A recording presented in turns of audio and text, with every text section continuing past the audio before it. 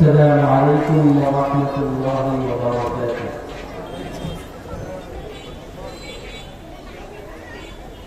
الحمد لله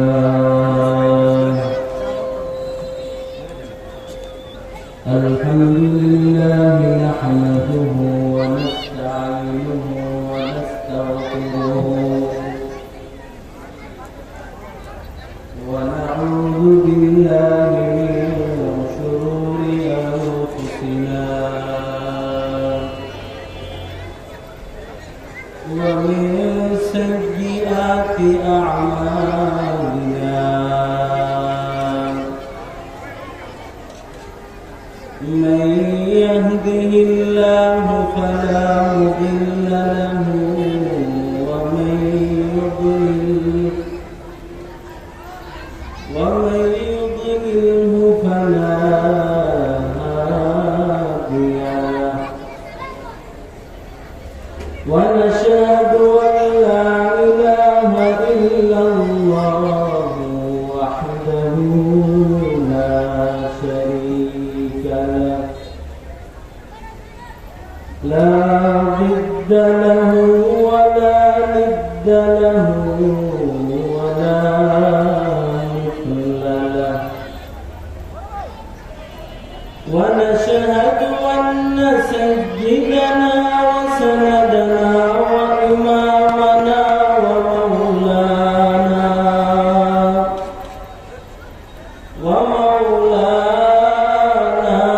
محمدا عبده ورسوله، الذي أرسله الله تعالى بالحق بشيرا ونذيرا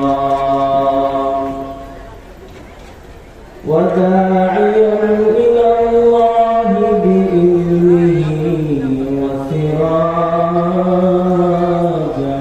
منيرا. أما بعد فأعوذ بالله من الشيطان الرجيم.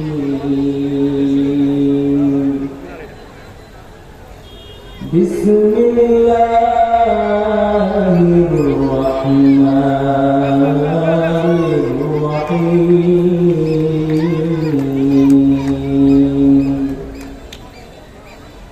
قل إن كنتم تحبون الله فاتبعوني يحببكم الله ويغفر لكم ذنوبكم والله هو الغفور الرحيم.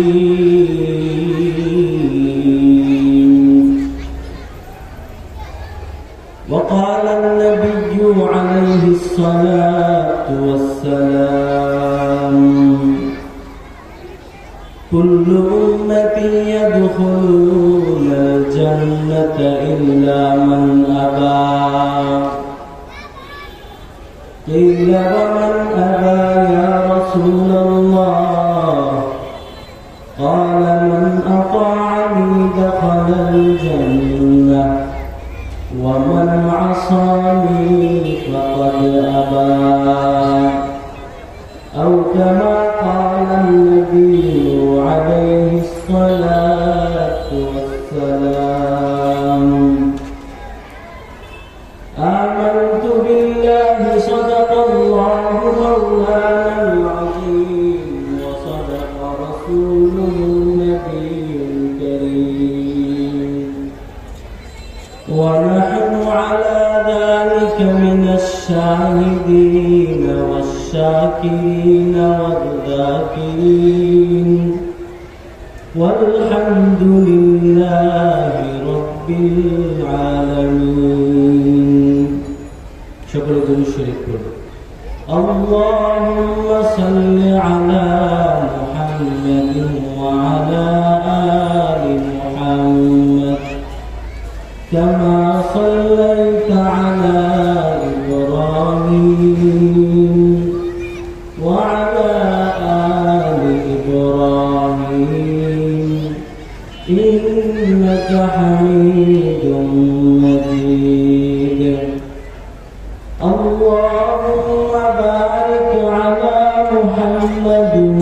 وعلى آل محمد كما باركت على إبراهيم وعلى آل إبراهيم إنك حميد مجيد بلغ العلا بكماله كشف الدجى بجماله حسنت جميع خصاله صلوا عليه وآله سبحانك لا علم لنا إلا ما علمتنا إنك أنت العليم الحكيم سبحانك لا فهم لنا إلا ما فهمتنا إنك أنت الجواد الكريم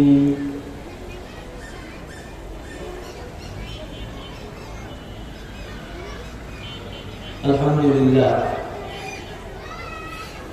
خدمت خلق কাজী মুন্সিপাড়া যুব সংঘের উদ্যোগে আয়োজিত আজকে এই ওয়াজ ও দোয়ার মাহফিলে উপস্থিত মুআজ্জাজ মুহতারাম হযরত উলামায়ে কেরাম তুলাবায়ে ইলম মুরব্বিয়ানে আওয়াম কলিজার টুকরা যুবক বন্ধুগণ স্নেহের ছোট ভাই ও পর্দার আড়ালের মা ও বোনেরা আল্লাহ পাক রব্বুল আলামিনের ইহসান ও করম তার দয়া আর মায়া তিনি আপনাকে আমাকে এই মুহূর্তে এক দামি এক মজলিসের মধ্যে আসার মতো বসার মতো কিছু কথা বলার মতো শোনার মতো তৌফিক দান করেছেন সেই মহান রব্বুল আলামিনের দরবারে শুকরিয়া আদায় করে সবাই বলি আলহামদুলিল্লাহ।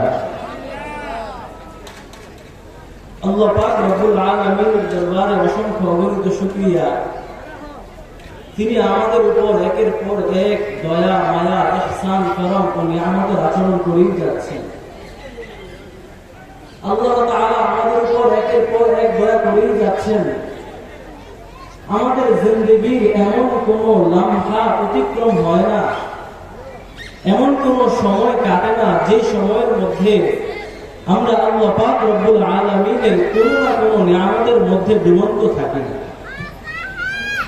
জিন্দেগির প্রতিটা হালতে, প্রতিটা মুহূর্তে, প্রতিটা লম্হাতে আমরা আল্লাহ পাক রব্বুল আলামিনের অসংখ্য অগণিত নিয়ামতের মধ্যেই ডুবন্ত আছি। কত বেশি নিয়ামতের মধ্যে আমরা আছি, আল্লাহ পাক রব্বুল আলামিন কোরআনের মধ্যেই বলতেছেন, ইন তাউদ্দু নি'মাতাল্লাহি লা তুহসুহা, যদি তোমরা আল্লাহ পাকের নিয়ামত রাজির গণনা শুরু করো, সেটা গণনা করে কখনোই তোমরা শেষ করতে পারবে না। এত বেশি আল্লাহ পাকের নিয়ামতের মধ্যে আমরা ডুবন্ত থাকি।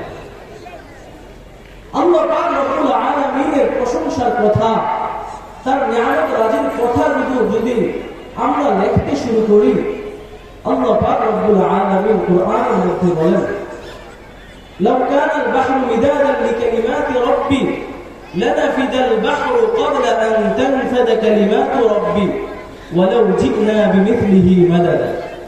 আল্লাহ পাক রব্বুল আলামিন কোরআনে বলতেছেন, আল্লাহ পাকের কথাগুলো, তার প্রশংসার বাক্যগুলো, তার নিয়ামত রাজির সংখ্যাগুলো যদি আমরা লেখা শুরু করি, তাম পৃথিবীর যত পানি আছে, যত খাল বিল আছে, যত নদী আছে, যত সমুদ্র আছে, সবগুলোর পানি যদি আল্লাহ পাকের প্রশংসা লেখার জন্য কালি হয়ে যায়, সকল কালিগুলো শেষ হয়ে যাবে, আল্লাহ পাকের প্রশংসার কথাগুলো লেখা শেষ হবে।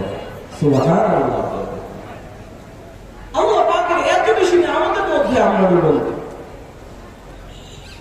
আল্লাহ তাআলা আমাদেরকে এত অসংখ্য নিয়ামত রাজি দিয়েছেন, সেই নিয়ামতগুলোর প্রতি যদি আমরা একটু ফিকির করি, একটু চিন্তা করি, তাহলে আমরা পাবো এই নিয়ামতগুলোর মধ্যে আল্লাহ তাআলা কিছু নিয়ামত রেখেছেন যেগুলো হলো সবচেয়ে বেশি দামি আর সম্মান, সবচেয়ে বড় নিয়ামত সেগুলো।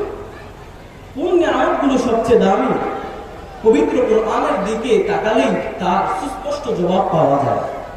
আল্লাহ পাক রব্বুল আলামিন কোরআনের মধ্যে দুটি নিয়ামতের ক্ষেত্রে বলেছেন মান্নুন শব্দটা। আল্লাহ তাআলা কোরআনে কারীমের মধ্যে দুটি নিয়ামতের ক্ষেত্রে মান্নুন শব্দটা ব্যবহার করেছেন, যে শব্দের অর্থ হলো অনুগ্রহ প্রকাশ করা, ইহসান জিতলানো, খোটা দেওয়া, এই সমস্ত অর্থে আসে। অর্থাৎ আল্লাহ পাক রব্বুল আলামিন বান্দাকে বুঝাচ্ছেন, দুনিয়ার মধ্যে আমরা দেখি কেউ যদি কারোর উপর কোনো ইহসান, কোনো অনুগ্রহের কাজ করেছে, কেউ কাউকে কোনো কিছু হাদিয়া দিয়েছে, সেই হাদিয়ার জিনিসগুলো যদি একাধিক হয়ে থাকে, ওই ব্যক্তি যে দাতা সে যদি গ্রহীতাকে কখনো খোটা দিতে চায়, তাহলে সে কিন্তু বড় যে হাদিয়াটা আছে, বড় যে দানটা আছে, সেটার কথা উল্লেখ করেই খোটা। কেউ আপনাকে 100 টাকা দিয়েছে, আবার ওই ব্যক্তি আপনাকে 1000 টাকা দিয়েছে, সে যদি খোটা দিতে চায় তাহলে সে 100 টাকার কথা উল্লেখ করবে না, বরং সে ওই 1000 টাকার কথা উল্লেখ করে আপনাকে খোটা দেবে। তাহলে বোঝা যায় মানুষ যেমনই ভাবে বড় দানের কথা, বড় হাদিয়ার কথা বলে মানুষকে খোটা দেয়, ঠিক আল্লাহ পাক রব্বুল আলামিন তিনি তো আমাদের উপর অসংখ্য পরিমাণে ইহসান করেছেন, আমাদেরকে অনেক নিয়ামত রাজি দিয়েছেন। সেগুলোর মধ্যে আল্লাহ তাআলা দুটি নিয়ামতের ক্ষেত্রে পাওয়া যায় আল্লাহ এই মান্নুন শব্দটা, অনুগ্রহ প্রকাশের কথাটা বলেছে। তাহলে বোঝা যায় এই নিয়ামতগুলো আল্লাহর কাছে সবচেয়ে দামি। সেই নিয়ামতগুলো কি? এর মধ্যে এক নম্বর হলো আল্লাহ পাক আমাদেরকে যে ঈমানের দৌলতটি দিয়েছেন, এই ঈমানের দৌলতটা হলো আল্লাহ পাকের দেওয়া সবচেয়ে দামি। আল্লাহ তাআলা কোরআনের মধ্যে বলতেছেন, ইয়ামুন্নুনা আলাইকা আন আসলামু কুল লা তামুন্নু আলাইয়া ইসলামাকুম বালিল্লাহু ইয়ামুন্নু আলাইকুম আন হাদাকুম লিল ঈমান। হে নবী, কাফিররা যারা ইসলাম ধর্ম গ্রহণ করেছে কিন্তু ইসলামের প্রতি যারা দুর্বল, এই সমস্ত মানুষগুলো আপনার কাছে এসে অনুগ্রহ প্রদর্শন করে আপনাকে খোটা দেয় যে তারা নাকি ইসলাম ধর্ম গ্রহণ করে আপনার উপর অনুগ্রহ করেছে। কুল্লা তামুন্নু আলাইয়া ইসলামাকুম, হে নবী আপনি তাদেরকে বলে দিন, তোমরা তোমাদের ইসলামের কথাগুলো বলে আমার কাছে অনুগ্রহ প্রকাশ করো। বালিল্লাহু ইয়ামুন্নু আলাইকুম আন হাদাকুম লিল ঈমান, বরং তোমরা এই কথা চিন্তা করো আল্লাহ পাক রব্বুল আলামিন তোমাদেরকে ঈমান গ্রহণের তৌফিক দিয়ে তোমাদের উপর অনুগ্রহ করেছে। তাহলে বুঝতে পারলাম আল্লাহ পাক রব্বুল আলামিনের যত নিয়ামত রাজি আছে, এর মধ্যে আল্লাহ তাআলা অনুগ্রহ প্রদর্শন করলেন যে বিষয়গুলো দিয়ে, এর মধ্যে প্রথমটা হলো ঈমানের যে দৌলতটা আছে। 2 নম্বর নিয়ামতের নাম হলো রাসূলুল্লাহ সাল্লাল্লাহু আলাইহি ওয়াসাল্লাম। আমাদেরকে আল্লাহ পাক রব্বুল আলামিন যে নিয়ামত রাজিগুলো দিয়েছেন, এর মধ্যে দ্বিতীয় সর্বোচ্চ নিয়ামত হলো নবী মুহাম্মদুর রাসূলুল্লাহ সাল্লাল্লাহু আলাইহি ওয়াসাল্লাম। আল্লাহ তাআলা কোরআনের মধ্যে বলতেছেন, লাকাদ মান্নাল্লাহু আলাল মুমিনিন ইয বা'আথা ফীহিম রাসূলাম মিন আনফুসিহিম। আল্লাহ পাক রব্বুল আলামিন মুমিনদের উপর অনুগ্রহ করেছেন যে আল্লাহ তাআলা তাদের মধ্য থেকে একজনকে ঈমান, তাদের মধ্য থেকে একজনকে আল্লাহ তাআলা সকলের ঈমানের জন্য কবুল করে নবী হিসেবে প্রেরণ করেছেন। তাহলে বুঝতে পারলাম আল্লাহ পাক রব্বুল আলামিনের যত নিয়ামত রাজি আছে, এর মধ্যে আল্লাহ তাআলা দুটি নিয়ামতের ক্ষেত্রে এই মান্নুন শব্দটা উল্লেখ করলেন, যার দ্বারা বুঝিয়ে দিলেন আমি আল্লাহ পাকের দেওয়া যত নিয়ামত আছে তার মধ্যে সবচেয়ে দামি দুটি নিয়ামত হলো এই ঈমান আর রাসূলুল্লাহ সাল্লাল্লাহু আলাইহি ওয়াসাল্লাম। নবী মুহাম্মদুর রাসূলুল্লাহ সাল্লাল্লাহু আলাইহি ওয়াসাল্লাম আমাদের জন্য কত বড় নিয়ামত, কত বড় দৌলত, যে নবীর উম্মত হওয়া আমাদের জন্য কত বড় সৌভাগ্যের বিষয় যে এমন অনেক নবীরা আছেন যে নবীরা এই উম্মতের, এই নবীর উম্মত হওয়ার আগ্রহ প্রকাশ করতেন, এই নবীর উম্মতকে নিয়ে গর্ব করতেন। আর রাতে এমন নবী আছেন যারা এই নবীর উম্মতকে তাদের পক্ষে সাক্ষ্য বানাবেন। এই নবীকে আল্লাহ তাআলা এবং এই নবীর উম্মতকে আল্লাহ এতটা সম্মান দিয়েছেন। হযরত ইব্রাহিম আলাইহিস সালাতু ওয়াস সালাম তার একটা ঘটনা আল্লামা শামসুদ্দিন সাখাওয়ী রাহমাতুল্লাহি আলাইহি তার কিতাব আল কাউলুল বাদি' ফি সলাতি আলাল হাবিবিশ শফি', এই কিতাবের মধ্যে আল্লামা শামসুদ্দিন সাখাওয়ী রাহমাতুল্লাহি আলাইহি তিনি ইব্রাহিম আলাইহিস সালাতু ওয়াস সালামের একটা ঘটনা উল্লেখ করেছেন। তিনি সেখানে লেখেন, আন্না ইব্রাহিম আলাইহিস সালাতু ওয়াস সালাম রাআ ফিল মানামি আন্না ফিল জান্নাতি আশজার ওয়া আলা আশজারিহা মাকতুবুন লা ইলাহা ইল্লাল্লাহ মুহাম্মাদুর রাসূলুল্লাহ। ইব্রাহিম আলাইহিস সালাতু ওয়াস সালাম তিনি একবার স্বপ্নে দেখলেন জান্নাতকে আল্লাহ তাআলা তাকে স্বপ্নে দেখাবেন। তিনি স্বপ্নের মধ্যে দেখতে পাচ্ছেন জান্নাতকে, এবং জান্নাতের মধ্যে তিনি দেখতে পেলেন অনেক গাছগাছালি আছে। সেই গাছগাছালিগুলোর মধ্যে যতগুলো পাতা আছে সব পাতার মধ্যে একটা কালিমা লেখা আছে, একটা বাক্য লেখা আছে। তিনি খেয়াল করলেন কি লেখা, সেখানে লেখা আছে লা ইলাহা ইল্লাল্লাহ মুহাম্মাদুর রাসূলুল্লাহ।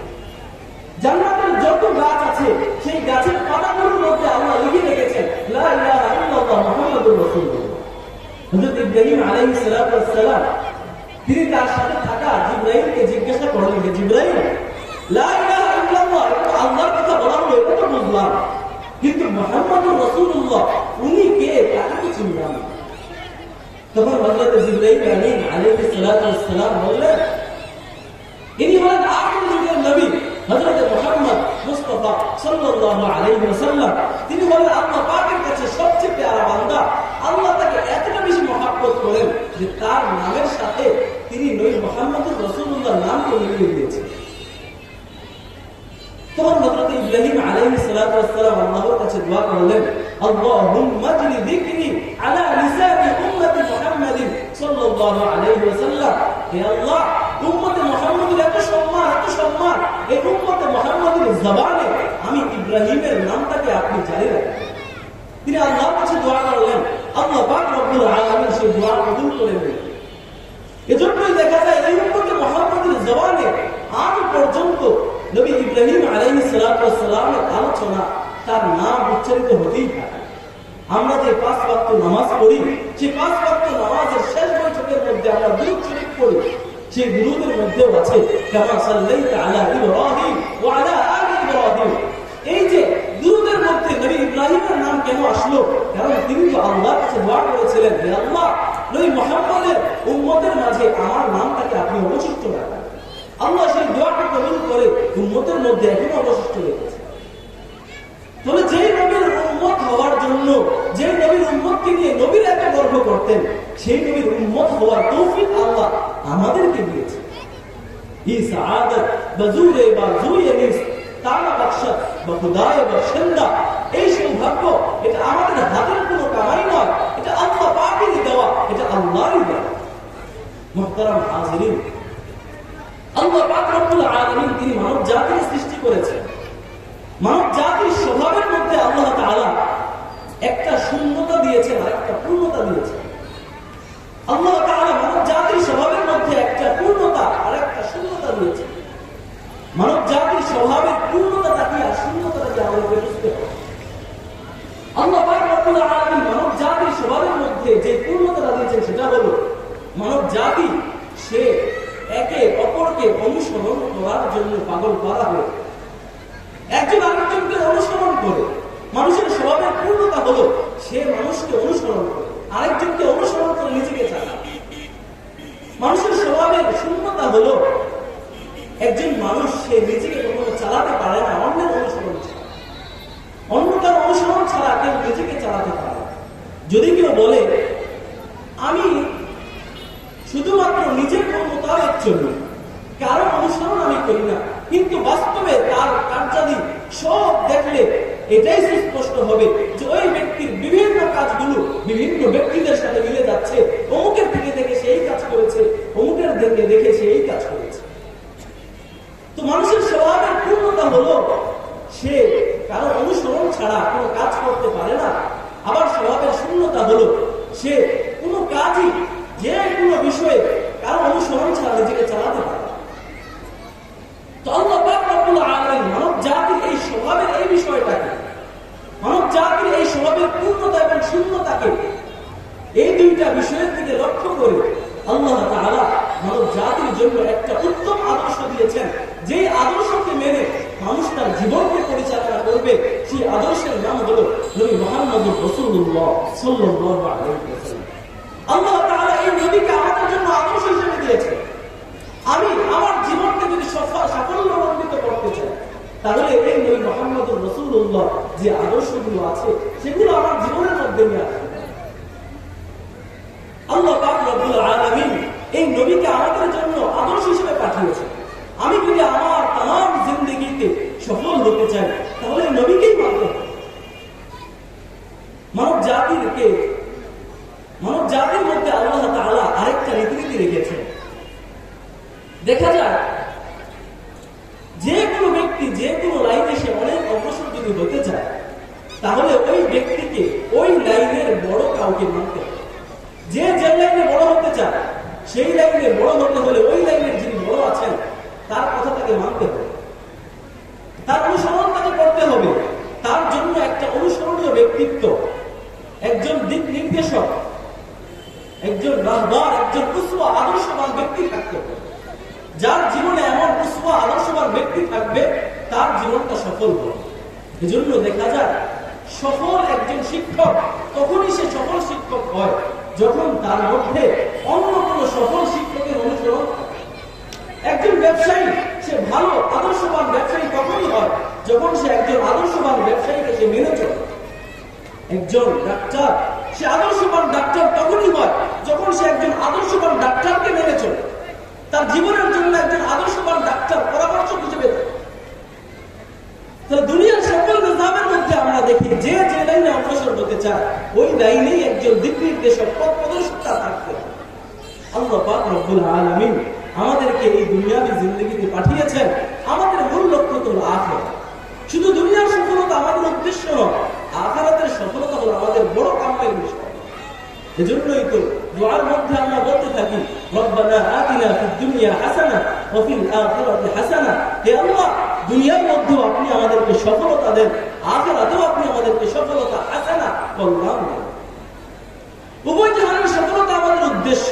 অতএব উভয় জাহানের সফলতা যদি অর্জন করতে চাই, দুনিয়ার মধ্যে যেমন দেখি কেউ যে কোনো লাইনে অগ্রসর হতে হলে তার একজন আদর্শ ব্যক্তি থাকতে হয়, আমাদেরও দুনিয়ার লাইনে যদি অগ্রসর হতে হয়, আখিরাতের লাইনেও যদি অগ্রসর হতে হয়, উভয় জাহানে যদি আমরা সফল হতে চাই, আমাদের জন্য আল্লাহর পক্ষ থেকে আদর্শ হলেন নবী মুহাম্মদুর রাসূলুল্লাহ সাল্লাল্লাহু আলাইহি ওয়াসাল্লাম। আল্লাহ পাক রব্বুল আলামিন কুরআনের মধ্যে বলেছেন, লাকাদ কানা লাকুম ফি রাসূলিল্লাহি উসওয়াতুন হাসানা। তোমাদের জন্য নবী মুহাম্মদুর রাসূলুল্লাহর মধ্যে আল্লাহ তাআলা রেখেছেন উত্তম আদর্শ। তাহলে নবী মুহাম্মদুর রাসূলুল্লাহ তিনি হলেন আমাদের জন্য উত্তম আদর্শ, আল্লাহর তো উত্তম আদর্শ। যে ব্যক্তি যে লাইনে অগ্রসর হতে চায়, সে ওই লাইনে নবী মুহাম্মদুর রাসূলুল্লাহকে অনুসরণ করবে, সে অগ্রসর হয়ে যাবে। নবী মুহাম্মদুর রাসূলুল্লাহর দৃষ্টান্ত হলো আসমানের লাইন। এই আসমানের মধ্যে যেমন আমরা দেখি, এই আসমানকে সকল মানুষই দেখতে পারে। একটা বাচ্চা সে যেমন আসমানকে দেখতে পারে, একজন যুবক সে যেমন আসমানকে দেখতে পারে, একজন বৃদ্ধ সে যেমন আসমানকে দেখতে পারে, একজন ব্যবসায়ী সে যেমন আসমানকে দেখতে পারে, একজন স্বামী একজন স্ত্রী সে যেমন আসমানকে দেখতে পারে, একজন সমাজ সেবক একজন রাষ্ট্রনায়ক সে যেমন আসমানকে দেখতে পারে, সকল ব্যক্তিরাই তেমন আসমানকে দেখতে পারে। আমাদের নবী মুহাম্মদুর রাসূলুল্লাহ সাল্লাল্লাহু আলাইহি ওয়াসাল্লামের দৃষ্টান্ত আসমানের। তিনি আসমানের মতো, তার আদর্শ হলো আসমানের মতো। যে চায়, যে বয়সের যে দায়িত্বের লোকই চায়, তার আদর্শ হিসেবে নবী মুহাম্মদুর রাসূলুল্লাহকে গ্রহণ করতে, সে ওই লাইনের আদর্শ নবী মুহাম্মদুর রাসূলুল্লাহর মধ্যে খুঁজে পায়। এজন্য একজন বাচ্চা সে যদি আদর্শবান বাচ্চা হতে চায়, নবী মুহাম্মদুর রাসূলুল্লাহ হলেন তার জন্য উত্তম আদর্শ। একজন যুবক আদর্শবান যুবক হতে চাইলে নবী মুহাম্মদুর রাসূলুল্লাহ হলেন তার জন্য উত্তম আদর্শ। একজন বৃদ্ধ সে আদর্শবান বৃদ্ধ হতে চাইলে নবী মুহাম্মদুর রাসূলুল্লাহ তার জন্য উত্তম আদর্শ। একজন সমাজ সেবক একজন রাষ্ট্রনায়ক সে যদি আদর্শবান রাষ্ট্রনায়ক আর সমাজ সেবক হতে চায়, তাহলে তার জন্য উত্তম আদর্শ হলেন নবী মুহাম্মদুর রাসূলুল্লাহ সাল্লাল্লাহু আলাইহি ওয়াসাল্লাম। আল্লাহ তাআলা এই নবীকে আমাদের জন্য দিয়েছেন। তিনি ছিলেন উম্মতের জন্য সারাফা রহমত, পুরাই দয়া আর অনুগ্রহের মানুষ। আল্লাহ তাআলা কুরআনের মধ্যে বলতেছেন, ওয়ামা আরসালনাকা ইল্লা রাহমাতাল লিল আলামিন, আমি আপনাকে একমাত্র প্রেরণ করেছি জগৎবাসীর জন্য রহমত স্বরূপ, জগতের জন্য অনুগ্রহ আর রহমত আর দয়া স্বরূপ আল্লাহ তাআলা নবী মুহাম্মদুর রাসূলুল্লাহকে দুনিয়াতে পাঠিয়েছেন। তিনি জগতের জন্য রহমত। এখন আল্লাহ তাআলা এই ক্ষেত্রে শব্দ ব্যবহার করলেন রাহমাতাল লিল আলামিন, পুরা জগতের জন্য রহমত। জগতের মধ্যে তো আমরা দেখি বিভিন্ন ধরনের মানুষ আছে, মুসলমান যেমন আছে কাফেরও তো এই জগতের মধ্যে আছে। কুরআনের মধ্যে তো আল্লাহ বললেন নবী মুহাম্মদুর রাসূলুল্লাহ তিনি হলেন জগৎবাসীর সকলের জন্য রহমত। এখন প্রশ্ন আসে, নবী মুহাম্মদুর রাসূলুল্লাহ তিনি মুসলমানদের জন্য, মুমিনদের জন্য যে রহমত, এটা তো সুস্পষ্ট বিষয়। কারণ এই নবীর বদৌলতে প্রতিটা মানুষ ঈমান আনতে পেরেছে, ইসলাম ধর্ম গ্রহণ করতে পেরেছে। কিন্তু নবীজি তিনি কাফেরদের জন্য রহমত কিভাবে? একটা প্রশ্ন থেকে যায় যে নবী সাল্লাল্লাহু আলাইহি ওয়াসাল্লাম তিনি কাফেরদের জন্য রহমত কিভাবে হলেন? এর জবাবে তাফসীর তাবারির মধ্যে আল্লামা ইবনে জারীর তাবারি রাহমাতুল্লাহি আলাইহি তিনি বলেন, নবী সাল্লাল্লাহু আলাইহি ওয়াসাল্লাম তিনি কাফেরদের জন্য রহমত এই হিসেবে যে পূর্ববর্তী যত নবীরা গত হয়েছেন তাদেরও তো কওম ছিল, তাদেরও তো জাতি ছিল, তাদেরও তো উম্মত ছিল। পূর্ববর্তী নবীদের উম্মতের মধ্যে আল্লাহ এই রীতি রেখেছিলেন, ওই উম্মতেরা যদি তাদের নবীদের অস্বীকার করত, তাদের নবীদেরকে তারা মানত না, ইসলাম ধর্ম গ্রহণ করত না, ঈমান নবীর উপর এবং আল্লাহর উপর ঈমান আনত না, নবীদের অবাধ্যতা করলে আল্লাহ তাআলা পূর্ববর্তী জাতিদেরকে পৃথিবীর মধ্যেই শাস্তি দিয়ে ধ্বংস করে দিয়েছে। কিন্তু নবী মুহাম্মদুর রাসূলুল্লাহ সাল্লাল্লাহু আলাইহি ওয়াসাল্লামের উসিলায় আল্লাহ পাক রব্বুল আলামিন এই উম্মতের মধ্যে এমন রীতি রেখেছেন যে মানুষ যতই অবাধ্যতা করুক, যতই খারাপ কাজ করুক, সে যতই কুফরির মধ্যে লিপ্ত হোক, আল্লাহ তাআলা নবীর উসিলায় ওই কাফেরকে দুনিয়াতে ধ্বংস করেন না। হ্যাঁ, তাকে আখিরাতে ধরবেন, কিন্তু দুনিয়াতে নবীর উসিলায় তাকে কিছুই বলবেন। তাহলে নবী সাল্লাল্লাহু আলাইহি ওয়াসাল্লাম কাফেরদের জন্য কিভাবে রহমত, সেটা সুস্পষ্ট এই কথাটা থেকেই বোঝা যায়। এর আরেকটা জবাব হয় যেটা তাফসীর উসমানীর মধ্যে আল্লামা শাব্বির আহমদ উসমানী রাহমাতুল্লাহি আলাইহি তিনি উল্লেখ করেছেন, নবী মুহাম্মদুর রাসূলুল্লাহ তিনি কাফেরদের জন্য কিভাবে রহমত। তিনি বলেন, নবী সাল্লাল্লাহু আলাইহি ওয়াসাল্লাম তিনি তো কাফেরদের সাথে জিহাদে লিপ্ত হতেন, জিহাদ করতেন। এই নবীজির জিহাদটা এটা কাফেরদের জন্য রহমত ছিল, কারণ এই জিহাদের বদৌলতে অনেক কাফেরদের অন্তরের দৃষ্টি খুলে গিয়েছে, অনেক কাফেররা ইসলাম ধর্ম গ্রহণ করতে পেরেছে। নবী মুহাম্মদুর রাসূলুল্লাহ এই জিহাদের উসিলায় অনেক কাফের আল্লাহকে, নবীকে চিনতে পেরেছে।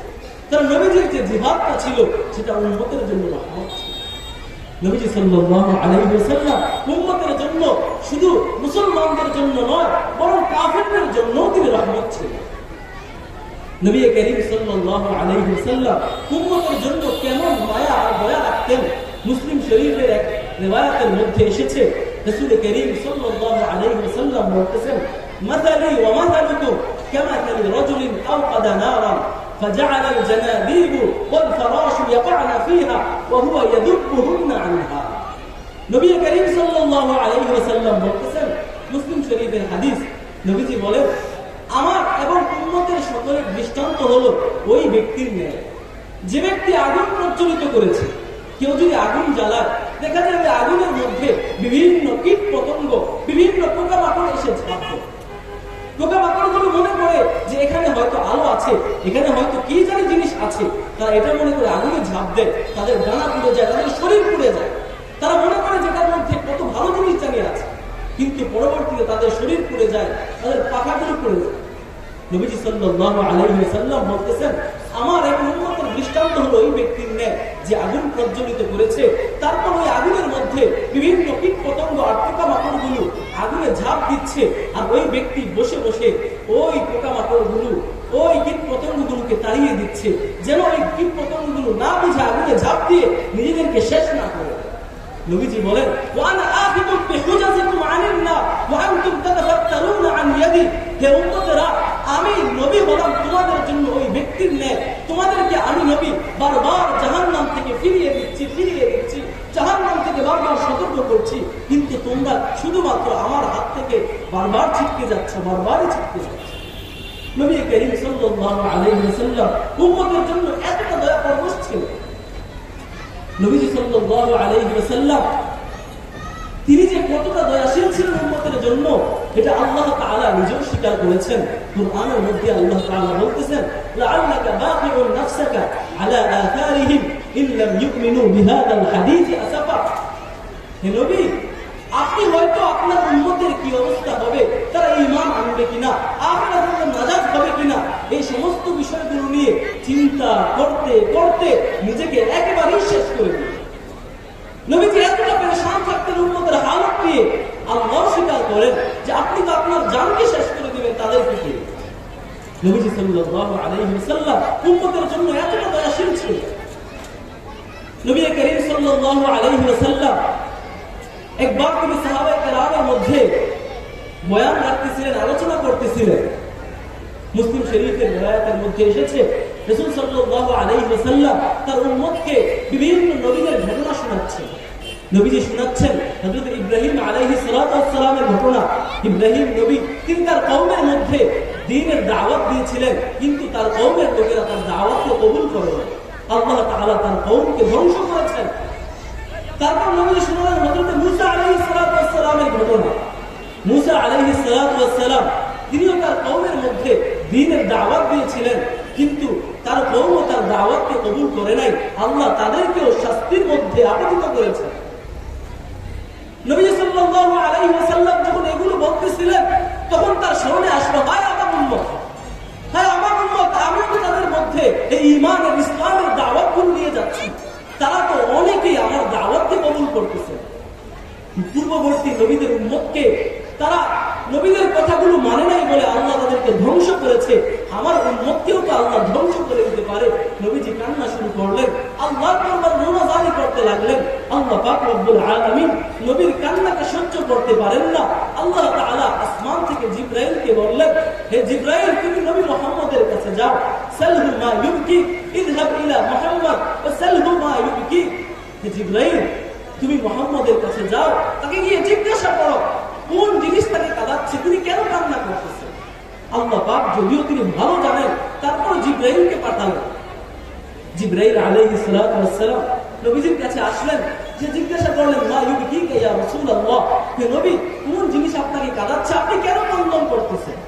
নবী মুহাম্মদুর রাসূলুল্লাহ তখন বললেন, উম্মতি উম্মতি, আমার উম্মতের কি অবস্থা হবে, তাদের আখিরাতে নাজাত হবে কিনা, তারা ঈমান আনবে কিনা, এই পেরেশানিতে আমি আছি। আমার উম্মতের কি অবস্থা হবে, তাদেরকে আল্লাহ ধ্বংস করে দিবেন কিনা, এজন্য আমার অনেক পেরেশানি লাগছে, এজন্য আমি ক্রন্দন করতেছি।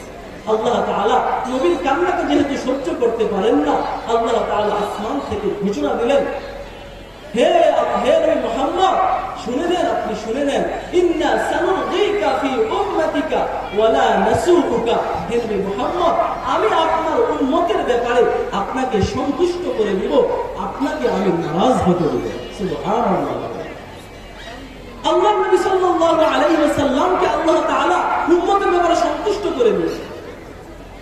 নবী মুহাম্মদুর রাসূলুল্লাহ জীবন দশায় উম্মতের জন্য এতটা বেশি পেরেশান, তাদের ঈমানের হালতের জন্য, তাদের নাজাতের জন্য এতটা পেরেশান থাকতেন। নবী মুহাম্মদুর রাসূলুল্লাহর উপর কোনো কেউ যদি নবীজির উপর নির্যাতন করে, নবীজি তার উপর কোনো বদদুয়া করেন। তায়েফের সেই ঐতিহাসিক ঘটনা, নবী মুহাম্মদুর রাসূলুল্লাহ সাল্লাল্লাহু আলাইহি ওয়াসাল্লাম মক্কাবাসীদের মধ্যে ঈমানের দাওয়াত দেন, তারা দাওয়াতকে কবুল করে না। নবীজি অনেক চেষ্টা করলেন তাদেরকে মুসলমান বানানোর জন্য, তারা ইসলাম ধর্ম গ্রহণ করে না। তখন নবীজি দ্বীনের মধ্যে অনেক আশা নিয়ে, অনেক আকাঙ্ক্ষা নিয়ে নবীজি সে তায়েফে পাড়ি জমালেন। তায়েফে গেলেন নবীজি, সেখানে গিয়ে চেয়েছিলেন সেখানের মানুষগুলোকে দ্বীনের দাওয়াত দিবেন, তারা যেন সেই দাওয়াতগুলোকে কবুল করে, তারা যেন ইসলাম ঈমানের ছায়ার মধ্যে দীক্ষিত হয়।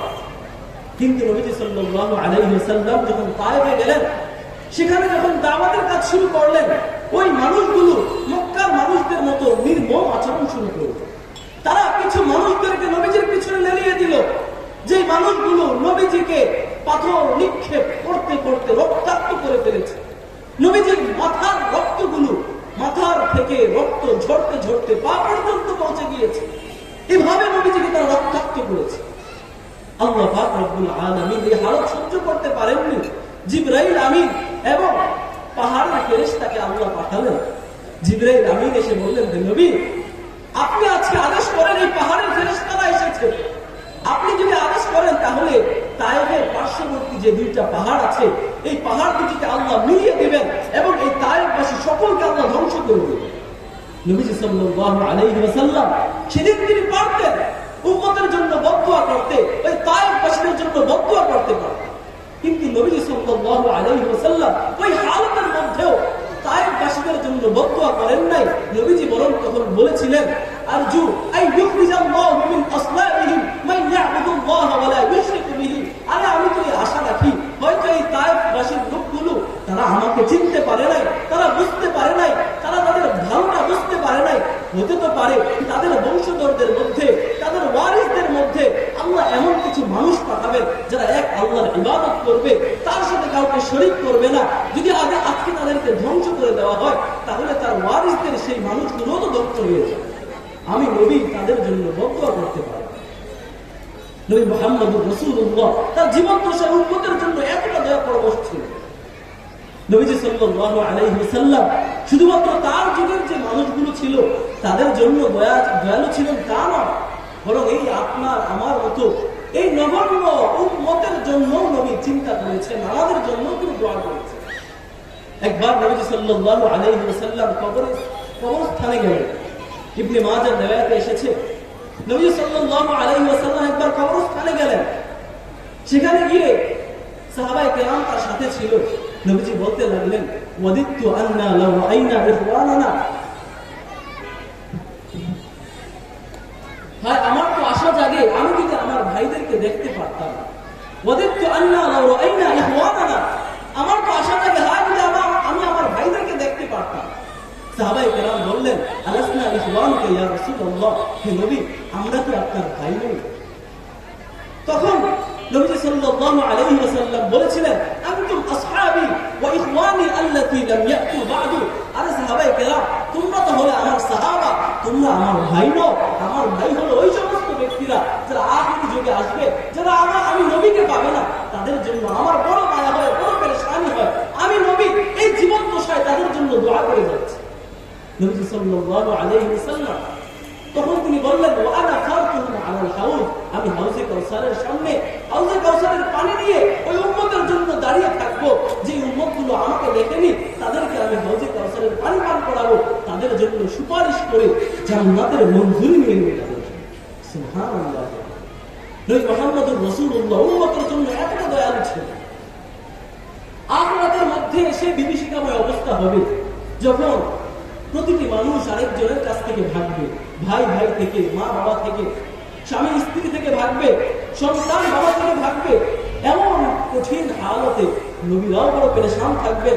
সেই হালতের মধ্যে আমাদের নবী হযরত মুহাম্মদ মুস্তাফা সাল্লাল্লাহু আলাইহি ওয়াসাল্লাম তিনি আল্লাহর দরবারে সিজদারত হয়ে উম্মতের জন্য দোয়া করতে থাকবেন, উম্মতি উম্মতি, হে আল্লাহ আমার উম্মতের নাজাত দেন, হে আল্লাহ আমার উম্মতকে আপনি জান্নাত দেন, চাইতে থাকবেন। আল্লাহ পাক রব্বুল আলামিন যে হাশরের ময়দানে সেদিন ঘোষণা দিবেন, ইয়া মুহাম্মদ ইরফা রাসাক, হে মুহাম্মদ আপনি আপনার মাথা উঠান, কুল ইসমাউ লাক, আপনি বলেন, কি বলবেন বলেন, আপনার কথা শোনা হবে। সাল তুতা, আপনি চান আপনি কি চাবেন আপনাকে দেওয়া হবে। ইশফা তুশফা, ও বুঝেছি আপনি উম্মতের জন্য সুপারিশ করবেন। আমি আল্লাহ ঘোষণা দিলাম আপনি যে উম্মতের জন্য সুপারিশ করবেন আমি আল্লাহ তাকে অবশ্যই জান্নাতে প্রবেশ করিয়ে দেব। সুবহানাল্লাহ। এমন এক নবীকে আমরা পেয়েছি, এমন দয়ার এক নবীকে আমরা পেয়েছি, যে নবী আমাদের জন্য আল্লাহর দেওয়া শ্রেষ্ঠ নিয়ামতের মধ্যে দ্বিতীয়তম, এবং যে নবী আমাদের জন্য এত দয়ালু ছিলেন, সেই নবীকে ভালোবাসা আল্লাহ তাআলা আমাদের ঈমানের পূর্ণাঙ্গতার জন্য শর্ত করে দিয়েছে। বুখারীর হাদিসের মধ্যে এসেছে, রাসূল করিম সাল্লাল্লাহু আলাইহি ওয়াসাল্লাম বলতেছেন, লা ইউমিনু আহাদুকুম হাত্তা আকুনা আহাব্বা ইলাইহি মিন ওয়ালিদিহি ওয়া ওয়ালাদিহি ওয়ান নাসি আজমাইন। তোমাদের কেউ কামিল মুমিন, পূর্ণাঙ্গ ঈমানদার হতে পারবে না যতক্ষণ না পর্যন্ত আমি নবী তার কাছে সবচেয়ে বেশি প্রিয় এবং সবচেয়ে বেশি ভালোবাসার পাত্র না। তোমাদের মধ্যে কেউ কামিল ঈমানদার হতে পারবে না যদি আমি নবীকে ভালো না বাসি। নবীজিকে ভালোবাসা আমাদের ঈমানের জন্য আল্লাহ শর্ত করে দিয়েছে। হযরত ওমর ফারুক রাদিয়াল্লাহু তাআলা আনহুর ঘটনা বুখারী শরীফের মধ্যে এসেছে, ওমর ফারুক রাদিয়াল্লাহু তাআলা আনহু একবার নবীজির সাথে সাক্ষাৎ। তিনি বললেন, লা আনতা আহাব্বু ইলাইয়া মিন কুল্লি শাইইন ইল্লা মিন নাফসি। নবী, সকল দুনিয়ার সকল কিছুর চেয়ে আপনি আমার কাছে অনেক বেশি ভালোবাসার পাত্র, অনেক বেশি সম্মানিত আপনি আমার কাছে দুনিয়ার সকল কিছুর চেয়ে, ইল্লা মিন নাফসি, তবে আমার জানের চেয়ে বেশি, আমার জানের চেয়ে বেশি আপনাকে আমি ভালোবাসি। নবী তখন বলেছিলেন, লা ইয়া ওমর, না ওমর, তোমার ঈমান এখনো পূর্ণাঙ্গ হয় নাই। ঈমানের পূর্ণাঙ্গতা এভাবে আসবে না যদি সকল কিছুর চেয়ে, এমনকি তোমার জানের চেয়ে আমি নবীকে বেশি ভালোবাসতে পারো, তাহলে তোমার ঈমানের পূর্ণাঙ্গতা আসবে। হযরত ওমর ফারুক রাদিয়াল্লাহু তাআলা আনহু তখন বললেন, নবী, এখন আমার দ্বীনের হালত হলো পুরোপুরি চেঞ্জ হয়ে গিয়েছে। আমার দ্বীনের মধ্যে শুধুমাত্র আপনিই আছেন। আমার দ্বীনের মধ্যে সবচেয়ে বেশি ভালোবাসা শুধু আপনারই জন্য, এমনকি আমার নফসের চেয়ে, আমার জানের চেয়ে আমি আপনাকে এখন বেশি ভালোবাসি। তখন রাসূল সাল্লাল্লাহু আলাইহি ওয়াসাল্লাম বলেছিলেন, আল-আনা ইয়া ওমর, হে ওমর, এখনই তোমার ঈমান পূর্ণাঙ্গ হয়েছে। বুখারী শরীফের মধ্যে আরেকটি রিওয়ায়াত এসেছে, মুসলিম শরীফের মধ্যেও এসেছে। এক সাহাবী একবার রাসূল করিম সাল্লাল্লাহু আলাইহি ওয়াসাল্লামের কাছে আসলেন, এসে বললেন, মাতা সাআ ইয়া রাসূলুল্লাহ, হে নবী, কিয়ামত কবে হবে? নবীজি তখন ওই ব্যক্তিকে বললেন, ওমা আ'দাদতা লাহা, আর তুমি কিয়ামতের খবর নাও, কিয়ামতের জন্য তুমি কতটুকু প্রস্তুতি নিয়েছো? তখন ওই সাহাবী বললেন, ওমা আ'দাদতু লাহা বিকাসীরিন মিনাস সালাওয়াতি ওয়াস সিয়াম, আমি বিভিন্ন নামাজ রোজা, অনেক নামাজ রোজা দ্বারা প্রস্তুতি নিতে পারি নাই, ওয়ালাকিন্নী উহিব্বুল্লাহ ওয়া রাসূলাহ, কিন্তু আমি আল্লাহ এবং তার রাসূলকে সবচেয়ে বেশি ভালোবাসি। তখন রাসূল করিম সাল্লাল্লাহু আলাইহি ওয়াসাল্লাম বললেন, আল মারউ মা'a মান আহাব্বা, প্রতিটি মানুষের হাসর তার সাথে হবে যাকে সে সবচেয়ে বেশি ভালোবাসে। হযরত আনাস বিন মালিক রাদিয়াল্লাহু তাআলা আনহু বলেন, সাহাবায়ে কেরাম ওই দিনের চেয়ে বেশি খুশি আর জীবনে কখনো হন নাই যেদিন রাসূল এই কথাটা বলেছিলেন। কারণ সাহাবায়ে কেরামের দিনের হালত তো এমন ছিল, তাদের কাছে নবী মুহাম্মদুর রাসূলুল্লাহ তিনি ছিলেন সবচেয়ে বেশি মহব্বত আর ভালোবাসার পাত্র। তারা যখন দেখলেন আমরা যাকে ভালোবাসি তার সাথে আমাদের হাসর হবে, আমাদের দিনের হালত তো হলো নবীকে সবচেয়ে বেশি ভালোবাসি, তার সাথে যদি হাসর হতে পারে, তার সুপারিশ নসিব হয়ে আমাদের তো জান্নাতে যাওয়া অবধারিত হয়ে যাবে। সাহাবায়ে কেরাম এজন্য ওই দিন সবচেয়ে বেশি খুশি হয়েছে। এই নবী মুহাম্মদুর রাসূলুল্লাহ সাল্লাল্লাহু আলাইহি ওয়াসাল্লামকে ভালোবাসা আমাদের জন্য ঈমানের একটি শর্ত আল্লাহ করে দিয়েছে। সাহাবায়ে কেরাম রিদওয়ানুল্লাহি তাআলা আলাইহিম আজমাইন এর নমুনা তারা দেখিয়ে গিয়েছেন, কিভাবে রাসূলকে ভালোবাসতে হয়, কিভাবে সে ভালোবাসার নমুনা পেশ করতে হয়, অসংখ্য দৃষ্টান্ত সাহাবায়ে কেরাম দেখিয়ে গিয়েছে। যে বিষয়টা কাফেররাও স্বীকার করত, সাহাবায়ে কেরাম নবীজিকে কেমন ভালোবাসতেন এটা কাফেররাও স্বীকার করত। বুখারী শরীফের মধ্যে একটি রিওয়ায়াত এসেছে, হযরত উরওয়া ইবনে মাসউদ আস-সাকাফী রাদিয়াল্লাহু তাআলা আনহু, তিনি তখনও পর্যন্ত মুসলমান হননি। উরওয়া ইবনে মাসউদ আস-সাকাফী রাদিয়াল্লাহু তাআলা আনহু তিনি তখনও পর্যন্ত মুসলমান হননি। হুদাইবিয়ার সন্ধির সময় কাফেরদের পক্ষ থেকে দূত হিসেবে তিনি মুসলমানদের কাছে আসলেন। এসে দেখতে পেলেন মুসলমানের যে সমস্ত লোকেরা আছে সেই সাহাবায়ে কেরাম নবীজিকে এতটা তাজিম করে তিনি অন্য কোথাও এতটা তাজিম আর সম্মান করতে দেখলেন। তিনি যখন কাফেরদের মধ্যে ফিরে গেলেন, সেই উরওয়া ইবনে মাসউদ আস-সাকাফী সে কাফেরদের মধ্যে গিয়ে ঘোষণা দিল, বুখারীর মধ্যে সুস্পষ্ট রিওয়ায়াত এসেছে, তিনি গিয়ে বলতেছেন, লাকাদ ওয়াফাতু আলাল মুলুক ওয়া ওয়াফাতু আলা কিসরা ওয়া কায়সার ওয়া নাজ্জাশি মা রাআইতু আহাদান ইউআযিমুহু আসহাবুহু কামা ইউআযিমু আসহাব মুহাম্মাদিন ইউআযিমুহু। উরওয়া ইবনে মাসউদ সাকাফী বলতেছেন, আমি তো লাকাদ ওয়াফাতু আলাল মুলুক, আমি অনেক রাজা বাদশাদের দরবারে গিয়েছি, ওয়াফাতু আলা কিসরা ওয়া কায়সার ওয়া নাজ্জাশি, আমি সেই কিসরার দরবারে, সেই কায়সারের দরবারে গিয়েছি, সেই বাদশা নাজ্জাশির দরবারেও গিয়েছি। সেখানের মানুষগুলো, সেখানের যে সভাসদগুলো ছিল, তাদের যে প্রজারা ছিলেন, অধীনস্থরা ছিলেন, তারা তাদের নেতাকে এতটা তাজিম আর সম্মান করতো না যতটা তাজিম আমি দেখেছি নবী মুহাম্মদুর রাসূলুল্লাহকে তার সাথী সঙ্গী আর সাহাবায়ে কেরামরা করে। সাহাবায়ে কেরাম নবীজিকে যতটা তাজিম করে অন্য কোথাও আমি এর নমুনা দেখতে পাই না। কেমন তাজিম করে তিনি বলেন যে নবীজিকে একটু থুতু ফেলেন, একটু থুতু ফেললে সাহাবায়ে কেরাম সেই থুতুটাকে হাতে নিয়ে তাদের চেহারায় মাখতেন, তাদের শরীরের মধ্যে মাখতেন। নবীজি কোনো একটা আদেশ করেছেন, সেই আদেশটাকে পালন করার জন্য তখন পার হয়ে যেতেন। কোন জিনিস থেকে নিষেধ করেছেন, সেটা থেকে বিরত হওয়ার জন্য সঙ্গে সঙ্গে তারা কাজ শুরু করে দিতেন। একজন কাফের স্বীকারোক্তি নবী মুহাম্মদুর রাসূলুল্লাহ সাল্লাল্লাহু আলাইহি ওয়াসাল্লামকে সাহাবায়ে কেরাম কেমন ভালোবাসতেন, তার কথার মান্যতা সাহাবায়ে কেরামের মধ্যে কতটুকু ছিল। সাহাবায়ে কেরাম রিদওয়ানুল্লাহি তাআলা আলাইহিম আজমাইন, তাদের অসংখ্য এমন ঘটনা, তারা নবীজিকে কেমন ভালোবেসেছিলেন, নিজেদের জানের দিকে কোনো পরোয়া ছিল না নবীজির ভালোবাসা। হযরতে যায়েদ ইবনে দাথিনা রাদিয়াল্লাহু তাআলা আনহুর ঘটনা সিরাত ইবনে হিশামের মধ্যে এসেছে। হযরতে যায়েদ ইবনে দাথিনা রাদিয়াল্লাহু তাআলা আনহু, তাকে কাফেররা হত্যা করার জন্য মক্কার তানঈম নামক জায়গায় নিয়ে গেল। সে যায়েদ ইবনে দাথিনা রাদিয়াল্লাহু তাআলা আনহুকে হত্যা করবে কাফেররা। কাফেরদের নেতা আবু সুফিয়ান সে যায়েদ ইবনে দাথিনা রাদিয়াল্লাহু তাআলা আনহুকে বললেন যে, হে যায়েদ ইবনে দাথিনা, আজকে তো আমরা তোমাকে হত্যা করে ফেলবো, কিন্তু তুমি আজকে একটা কথা বলো, আজকে তোমাকে যে স্থানে হত্যা করা হবে এই স্থানে তোমার জায়গায় যদি নবী মুহাম্মদুর রাসূলুল্লাহ হতো, তোমার কাছে কেমন লাগতো? যদি এটার উত্তর দিতে পারো তাহলে আমি তোমাকে ছেড়ে দেব। হযরতে যায়েদ ইবনে দাথিনা রাদিয়াল্লাহু তাআলা আনহু সেদিন কি বলেছিলেন, যেটার মধ্যে আমাদের জন্য কত বড় শিক্ষা আছে। তিনি বলেছিলেন, ওয়াল্লাহি লাউ আন্না মুহাম্মাদান হুয়া ফি মাকানিহি আল্লাযী হুয়া ফি ওয়া তুসিবুহু শাওকাতুন ওয়া আনা ফি বাইতি। আরে তুমি বলতেছো আমি যে হত্যা হব সেই স্থানে আছি, সেখানে নবী মুহাম্মদুর রাসূলুল্লাহকে কল্পনা করব। আরে শোনো, নবী মুহাম্মদুর রাসূলুল্লাহ তিনি বর্তমানে যে স্থানে আছেন সেখানেই তিনি থাকবেন, আর তার গায়ের মধ্যে একটা কাঁটা বিঁধবে, একটা ফুলের টোকা লাগবে, আর আমি যায়েদ ইবনে দাথিনা বেঁচে থাকবো, এটা কখনোই আমি সহ্য করব না। তারা রাসূলকে এতটা ভালোবেসেছিলেন। উহুদ যুদ্ধের মধ্যে এক মহিলা, তার কাছে একের পর এক সংবাদ আসতে লাগলো, তোমার স্বামী মারা গিয়েছে, তোমার বাবা মারা গিয়েছে, তোমার ভাই মারা গিয়েছে, তোমার সন্তান মারা গিয়েছে। ওই মহিলা বারবারই একই উত্তর, আরে তারা মারা গিয়েছে, কি হয়েছে? আমার নবীর কি সংবাদ? আমার নবী কেমন আছে? এই প্রশ্ন তারা করতে লাগলেন। এই প্রশ্ন তিনি করতে লাগলেন যখন তিনি ওই মহিলা সাহাবী নবীজিকে কেমন ভালোবেসেছিলেন। সর্বশেষে যখন তিনি নবী মুহাম্মদুর রাসূলুল্লাহকে তিনি দেখতে পেলেন, সিরাত ইবনে হিশামের মধ্যে এসেছে, ওই মহিলা তখন বলতে লাগলেন, কুল্লু মুসিবাতিন বা'দাকা জালালুন। হে রাসূল, যখন আপনাকে দেখে ফেলেছি, আপনাকে নিরাপদে দেখতে পেরেছি, আপনি সুস্থ আছেন, আপনি বেঁচে আছেন, আপনাকে দেখতে পেরেছি, আমার যত বিপদ আপদ আছে, আমার স্বামী মারা গিয়েছে, আমার বাবা মারা গিয়েছে, আমার সন্তান মারা গিয়েছে, আমার ভাই মারা গিয়েছে, সবগুলোই আমার কাছে তুচ্ছ, আপনি বেঁচে আছেন, এটাই আমার জন্য যথেষ্ট। তারা নবীকে এতটা ভালোবেসেছে।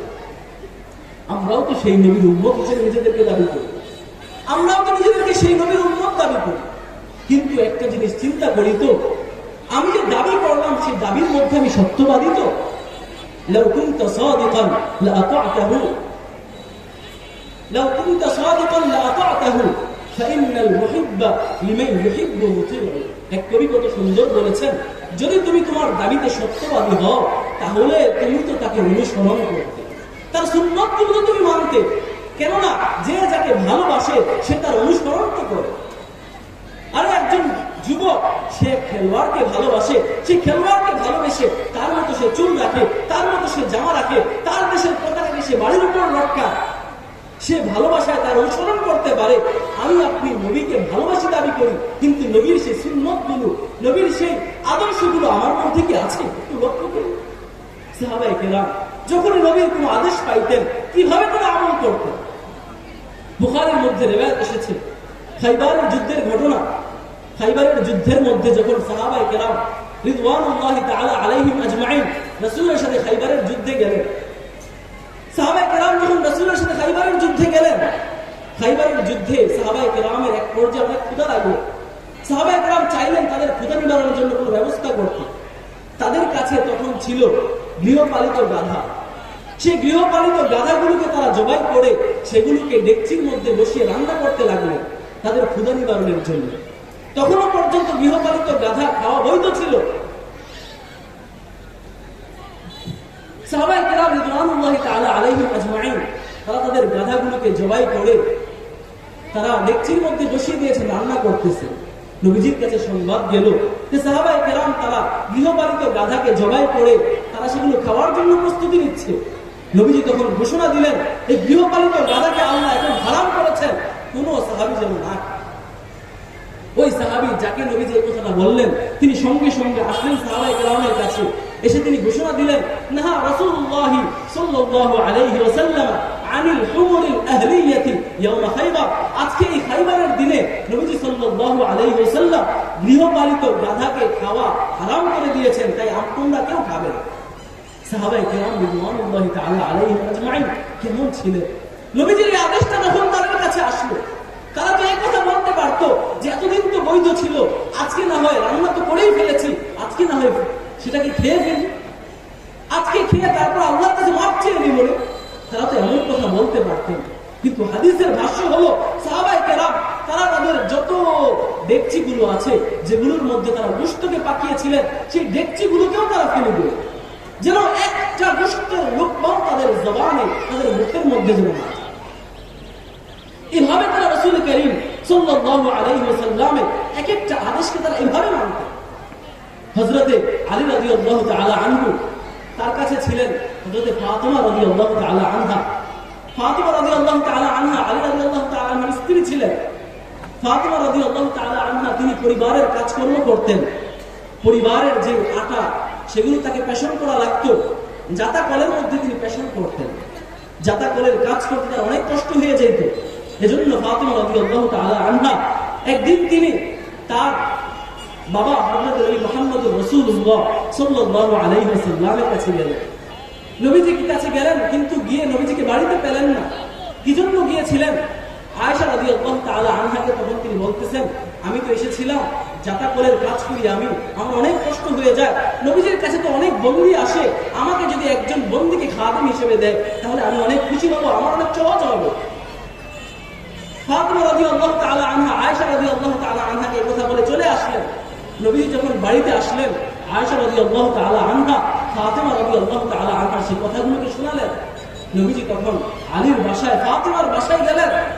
নবীজি আলীর কাছে এবং ফাতিমার কাছে গিয়ে বসলেন, গিয়ে বললেন, তোমরা আমার কাছে একটা খাদেমের জন্য গিয়েছিলে, শোনো আমি নবী তোমাদেরকে একটা আমল শিক্ষা দিই, যে আমলটা তোমাদের জন্য ওই খাদেমের চেয়ে হাজার গুণ শ্রেষ্ঠ হবে। কি আমল?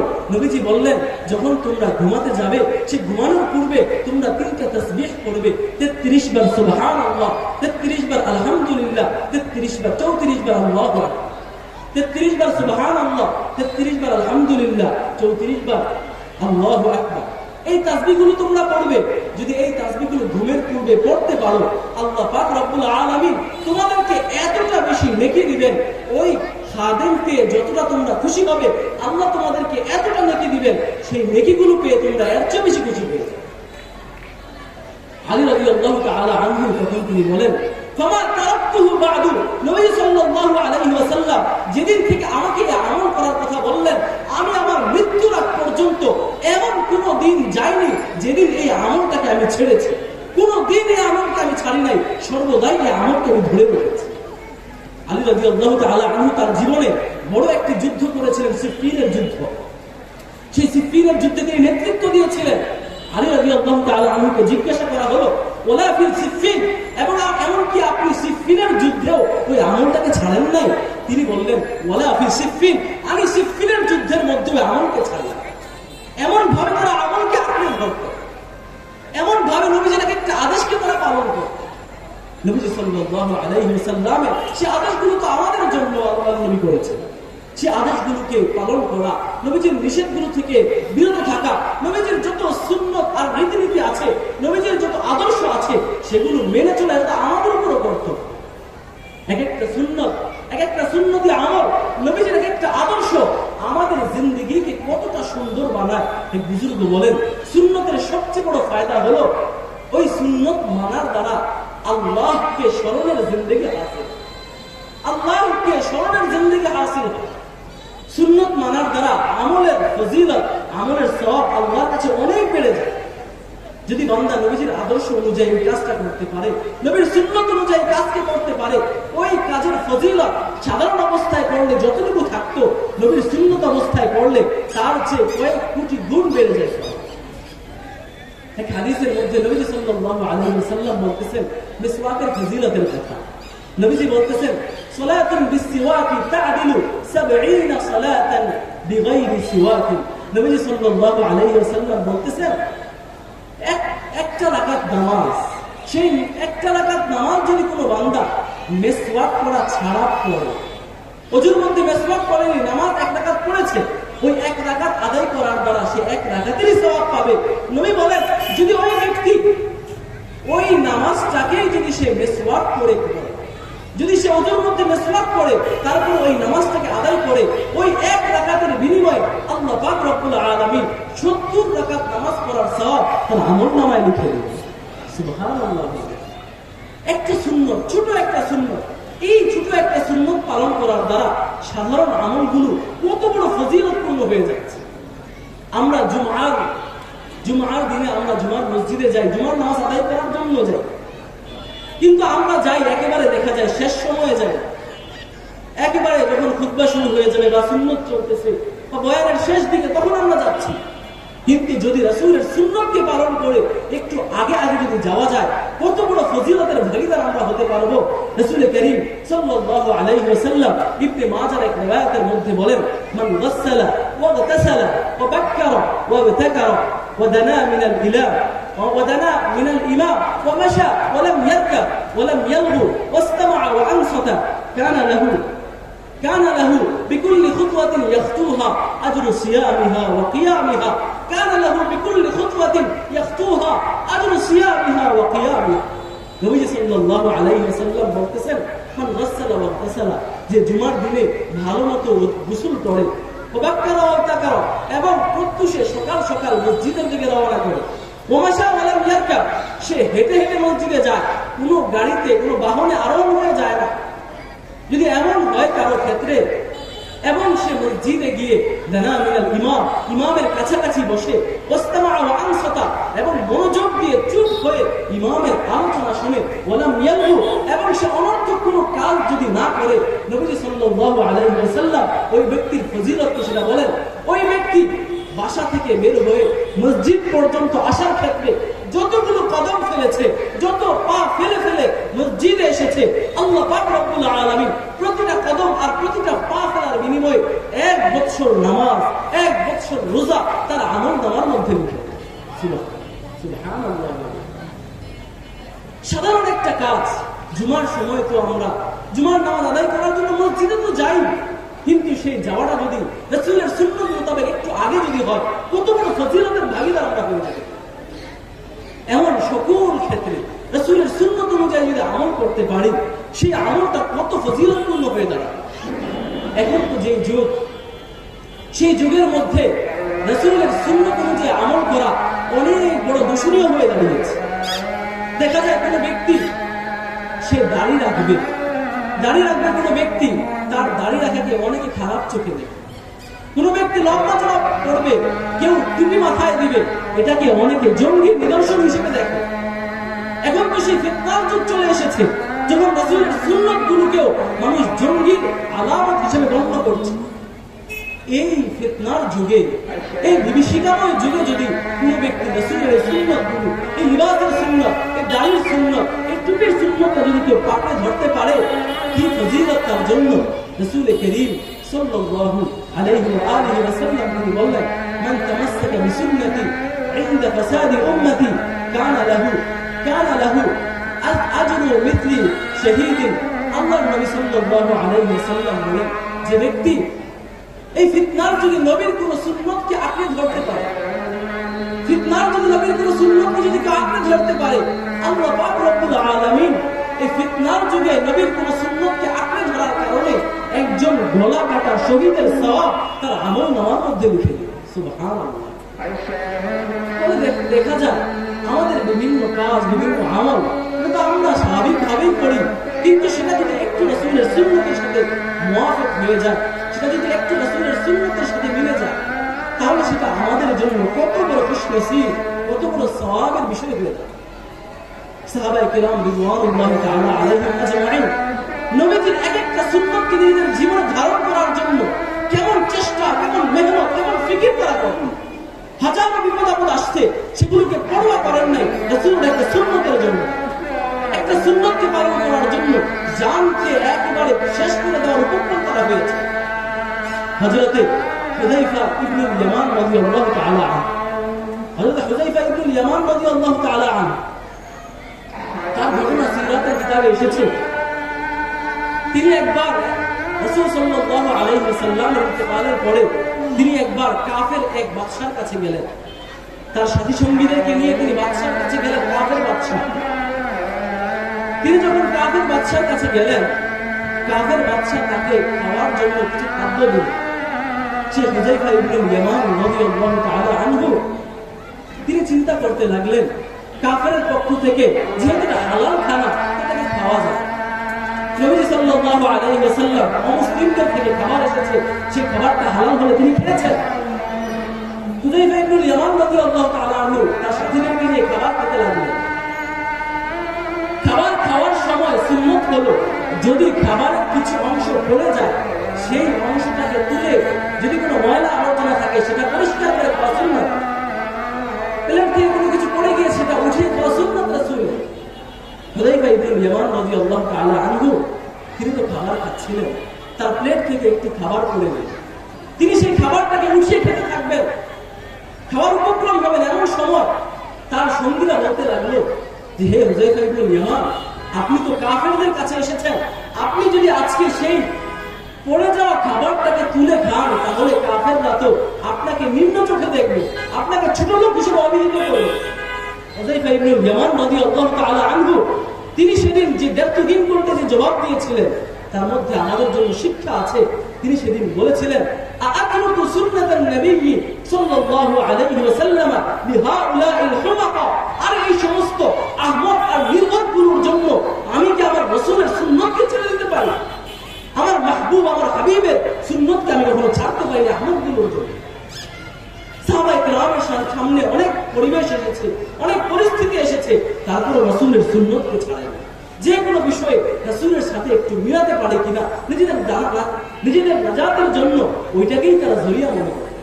হযরত আবু বকর সিদ্দিক রাদিয়াল্লাহু তাআলা আনহু তার যেদিন ইন্তেকাল হলো, আবু বকর সিদ্দিক রাদিয়াল্লাহু তাআলা আনহু যেদিন ইন্তেকাল হবে, সেই দিন তিনি তার মেয়ে হযরত আয়েশা রাদিয়াল্লাহু তাআলা আনহাকে বলতেছেন, আইয়ু ইয়াউমিন তুফিয়া নবী সাল্লাল্লাহু আলাইহি ওয়াসাল্লাম, কোন দিন আমার মায়ার নবী ইন্তেকাল করেছেন?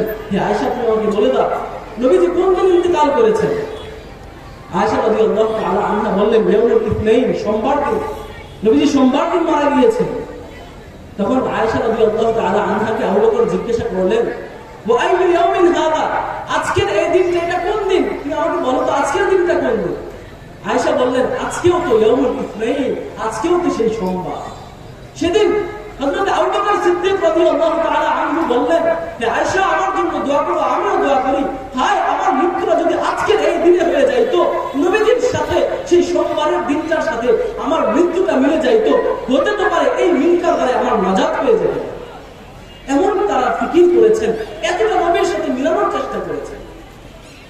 হাকিমুল উম্মাত মুজাদ্দিদুল মিল্লাত আল্লামা শাহ আশরাফ আলী থানভী রাহমাতুল্লাহি আলাইহি অনেক বড় বুজুর্গ ছিলেন ভারতবর্ষে। হাকিমুল উম্মাত মুজাদ্দিদুল মিল্লাত আল্লামা শাহ আশরাফ আলী থানভী রাহমাতুল্লাহি আলাইহি তিনি একবার তার স্ত্রীকে নিয়ে সফরে বের হয়েছেন। একটি মাঠের মধ্যে আসলেন, সেই মাঠের মধ্যে এসে দেখতে পেলেন আশেপাশে কোনো মানুষ নেই। তিনি স্ত্রীকে বললেন, চলো আমরা একটা দৌড় প্রতিযোগিতা দেব। স্বামী স্ত্রী থানভী রাহমাতুল্লাহি আলাইহি তার স্ত্রীকে নিয়ে স্বামী স্ত্রী একত্রে দৌড় প্রতিযোগিতা দিলেন। থানভী রাহমাতুল্লাহি আলাইহি ইচ্ছা করে নিজে পরাজিত হয়ে তার বিবিকে বিজিত করলেন, তার বিবিকে জিতিয়ে দিলেন। এরপরে যখন আবার সে সফর থেকে তারা ফিরলেন, ফেরার সময় আবার থানভী রাহমাতুল্লাহি আলাইহি বললেন, চলো আমরা আবার সে প্রতিযোগিতা দিই। আবার একই দৌড়ের প্রতিযোগিতা দিলেন। দৌড়ের প্রতিযোগিতা দিয়ে এবার থানভী রাহমাতুল্লাহি আলাইহি তিনি দৌড়ে আগে বেড়ে গেলেন, তিনি নিজে বিজিত হলেন, স্ত্রীকে পরাজিত করলেন। তারপর তিনি বললেন, ওই যে গতকালকে তুমি আমাকে হারিয়েছিলে, সেটার বিনিময়ে আজকে তোমাকে আমি হারিয়ে দিলাম। এই কথা বলে থানভী রাহমাতুল্লাহি আলাইহি কান্না শুরু করলেন। তিনি কান্না করতেছেন, বিবির দিলের মধ্যে আঘাত লাগলো, হায় স্বামীকে আমি কষ্ট দিয়ে ফেললাম, তিনি কাঁদতেছেন। তখন বিবি জিজ্ঞাসা করলেন, হে স্বামী আমার, হে থানভী, আপনি কেন কান্না করতেছেন? আমি কি আপনাকে কোনো কষ্ট দিয়ে ফেললাম? থানবী রাহমাতুল্লাহি আলাইহি সেদিন জবাবে বললেন, হে আমার বিবি শুনো, নবী মুহাম্মদুর রাসূলুল্লাহ সাল্লাল্লাহু আলাইহি ওয়াসাল্লাম তিনি একবার তার বিবি হযরত আয়েশার সাথে একবার দৌড় প্রতিযোগিতা দিয়েছিলেন। প্রথমবার নিজে পরাজয় গ্রহণ করেছেন, দ্বিতীয়বার যখন প্রতিযোগিতা করেছিলেন নিজে সেদিন বিজিত হয়েছেন। সেদিন নবীজিও তিলকা বিতিলকা বলেছিলেন, আমি থানবী নিজের জিন্দেগীর মধ্যে যা আমল করেছি কোনটা কবুল হয়েছে আমার তো গ্যারান্টি নেই। আর নবীর সাথে এই দৌড় প্রতিযোগিতাটা মিলালাম, হতে তো পারে আমি থানবীর নাজাত আল্লাহ তাআলা এটা উসিলাই করে দিতে পারে। সাধারণ একটা বিষয় মিলিয়ে সেটার মধ্যে তারা নাজাতের চিন্তা করতেছে। নবীজির সুন্নতের সাথে নিজেদেরকে মিলানোর এত বড় ফিকির ছিল। খাজা আজিজুল হাসান মজজুব রহমাতুল্লাহি আলাইহি ভারতবর্ষের ডেপুটি কালেক্টর ছিলেন, অনেক বড় বুজুর্গ ছিলেন, থানবী রহমাতুল্লাহি আলাইহি খলিফা ছিলেন। খাজা আজিজুল হাসান মজজুব রহমাতুল্লাহি আলাইহি তার সাথী সঙ্গী সকলেই ছিলেন অমুসলিম এবং বিভিন্ন ধর্মাবলম্বী।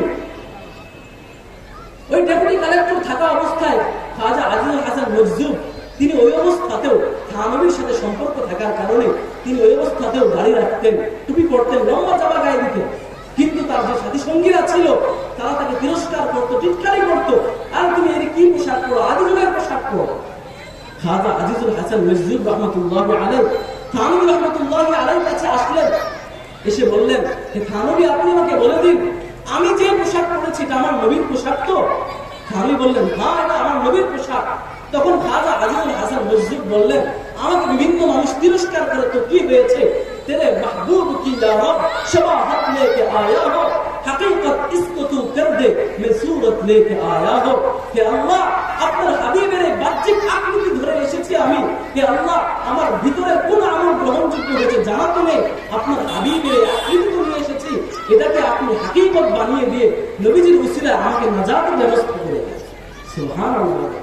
এভাবে তারা নিজেদের প্রতিটা বিষয়কে নবীজির আদর্শের সাথে সুন্নাহর সাথে মিলায়। এজন্য আমরাও তো নবীর উম্মত, আমাদের জন্য নবী মুহাম্মদুর রাসূলুল্লাহ আল্লাহর শ্রেষ্ঠ নিয়ামত, তিনি আমাদের জন্য অনেক বড় উসওয়া, অনেক বড় আদর্শ, তিনি আমাদের ভালোবাসার পাত্র।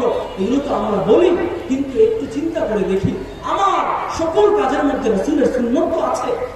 আমার ব্যক্তি জীবন, আমার পারিবারিক জীবন, আমার সামাজিক জীবন, আমার রাষ্ট্রীয় জীবন, সবগুলোর মধ্যে রাসূলের সুন্নাত তো আছে। আমার খাবার দাবারের মধ্যে, আমার পানি পানের মধ্যে, আমার আচরণ উচ্চারণের মধ্যে, আমার চালচলনের মধ্যে, আমার কথাবার্তার মধ্যে রাসূলের সুন্নাতগুলো তো আছে। তাহলে যদি না থেকে থাকে আমি রাসূলের উম্মত, রাসূলের ভালোবাসার পাত্র কিভাবে আপনি দাবি করতে পারেন? এজন্য রাসূলের যত সুন্নাতগুলো আছে, সব কিছু মেনে চলা এটা নবীর উম্মত হিসেবে আমাদের উপর অবশ্য কর্তব্য। لو كنت صادقا لأطعته فإن المحب لمن يحب مطيع। যে যাকে ভালোবাসে সে তার অনুসরণ করে। আমি তো নবীকে ভালোবাসার দাবি করি, তো নবীর সকল আদর্শগুলো আমার মধ্যে আনা এটা অবশ্য কর্তব্য। আমরা সকলে নবীর যত সুন্নাতগুলো আছে সব কিছু মেনে চলার চেষ্টা করব তো ইনশাআল্লাহ। আল্লাহ পাক রব্বুল আলামিন আমাদের সকলকে সেই তৌফিক দান করেন, আমিন। ওয়া আখিরু দাওয়ানা আলহামদুলিল্লাহি রাব্বিল আলামিন।